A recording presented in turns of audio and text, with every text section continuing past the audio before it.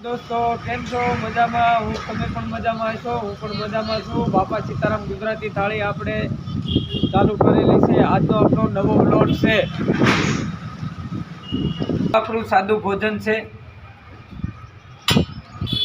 વાલનું શાક છે, રીંગણા બટેટાનું શાક છે,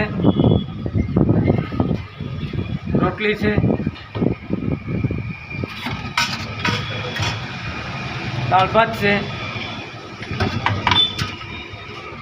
सलाड से, रायता मरचा से। सादू भोजन जमवा माटे एक बार अवश्य पधारो। महुआ बस स्टेण्ड दुकान नंबर 9-10 नंबर से। चाखशो तो चाहत बनी जशो, खाशो तो ग्राहक बनी जशो।